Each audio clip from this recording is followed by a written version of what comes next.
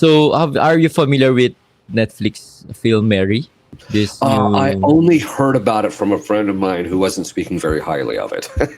But that's the extent that I've heard of it.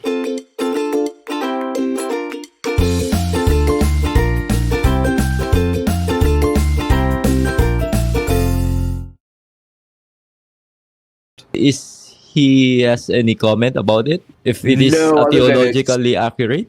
yeah, no, and I think that's actually the real problem. My experience with Hollywood, even the best of them, there's always aspects about Our Lady that they usually don't get Uh, right. Usually, it has to do with the fact that they don't understand.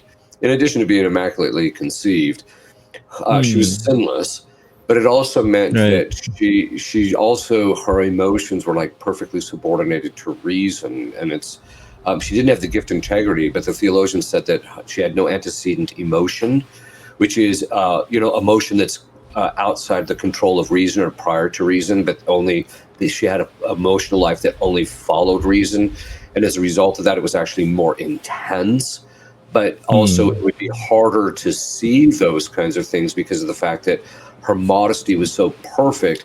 And so, even when she would be crying at the foot of the cross, it's not going to be like out of control or, that kind of a thing. It's going to be moderated, etc. And so I find that they just generally don't get Our Lady right as a general yeah, rule. And yeah. it's because they just don't have not only do they not have a Catholic understanding of it, but even the Catholics who have some degree of Catholic understanding of it don't have a full knowledge of it. Do you recommend to watch this kind of movie out of curiosity or just give it a try? If Um, no, to be honest with you, if it's from Hollywood, well, I should say, if it was someplace like Metanoia Films or Angel Studios, I would okay. say maybe, Yes, maybe. Angel Studio. Yeah. Yeah, I would say maybe. In fact, there is a movie that is in production right now that will probably be put out, be distributed by Angel Studios on Our Lady's Flight into Egypt, which Ah. I have seen the script. I have seen parts of it. I haven't seen the Mm. final script. The I saw one of the initial scripts. I haven't seen one of the final Mm. scripts. And at least from what little I've seen of the production so far, they're just about to wrap up the filming of it. That movie would be probably worth watching because it sounds like it's going to be very good. And it's Mm. actually based on the apparitions of Mary of Agreda, if I'm not mistaken. Ah. I Wow. think. I'm not. Don't quote me on that. But so that was Yeah, that type yeah. of movie. But some of the other movies that you see, like on Netflix or Amazon, about Our Lady, Mm. I don't recommend them. How about when they project about the birth pain, Father? What can you say about it? That Mary has this pain when delivering Jesus? Yeah, the tradition, the pious tradition was it's not anything in any that like the church has ever weighed in on or anything like that I'm aware of. But of Mm. all the theologians that I've read about that talk about it, the pious tradition was is that she had no pains of childbirth.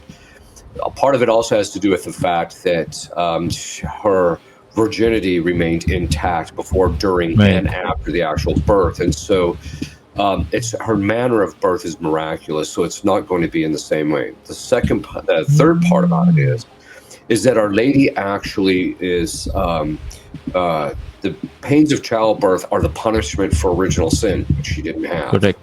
So Mm. there's that. Mm. But then the other part of it, the fourth part is there's 1 in every million women actually lacks pain during childbirth. Oh. Oh Yeah, yeah. it's it's very rare, but it does actually occur, and so the point being is that the tradition, though, the pious tradition was always very consistent that she had no pains during childbirth, but Mm. I see. she did have a natural birth, but there were no pains in the birthing process. Well, all of that, the labor pains and all the Mm. pains of childbirth during that process were the punishment that God gave to Eve and subsequently women as a punishment for Eve's sin. But because she didn't have Mm. original sin, she would not have had any of that. Now, it doesn't mean that she would not have had knowledge that the birth is about to occur and things of that sort, but it just didn't happen in the same kind of fashion that it would for your average woman. Basically. Thank you for that. And how about the conclave? Have you watched it? Have you seen it? No, well, I should say I've watched bits and pieces of it, and that's all I saw. All I needed to see in order to say, don't watch this. This is just silly. About the death of the Pope? I mean, this kind of movie is really can put confusion to the audience, especially if they're not really solid in their Catholic faith. Exactly. They might believe this kind of movie that is really Right. happening inside the Vatican. Right, exactly. But why is the church are not speaking about this kind of movie?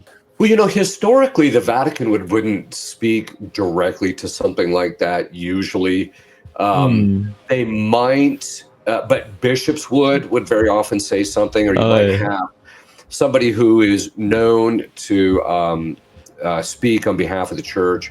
That's a strong way of putting it. Who is known as a known theologian who would make observations about movies and stuff like that, and they would say things against it. But I think that, I should say, my impression is that at this point, Hollywood is so far afield. The stuff they're putting out is so strange that I'm not sure that the Vatican sees even the necessity of even commenting on it. Simbang gabi na naman mga ka-faith, hindi simbang ligaw. Alam niyo, isa to sa inaabangan na tradisyon nating mga Katolikong Pilipino. Marami sa atin nililook forward dito kasi ito ay matagal ng tradisyon na ginagawa natin dito sa Pilipinas. Pero ang malaking question dito ay, alam ba natin ang kahulugan ng simbang gabi at bakit natin ito ginagawa? Alam niyo, isa sa dahilan, syempre, to prepare our hearts for the coming of Jesus in our heart. At dito sa simbang gabi, meron tayong tinatawag na Simbang Gabi Challenge sa Hallow app kasama si Mariz Umali at si Raffy Tima, at babasahin nila yung mga daily reflection and prayers na ginagamit mismo sa simbang gabi. Hello! Kumusta ka? Ako po si Mariz Umali, isang TV journalist. Napapanood niyo po sa Unang Hirit at 24 Oras. Isa ring may bahay at isang Katolikong Kristiyano. At dito natin mas palalimin ano ba ang kahulugan at ano ba ang dahilan bakit natin ginagawa ang simbang gabi. Samahan niyo ako at si Miss Mariz Umali at si Mr. Raffy Tima sa Simbang Gabi Challenge dito sa Hallow.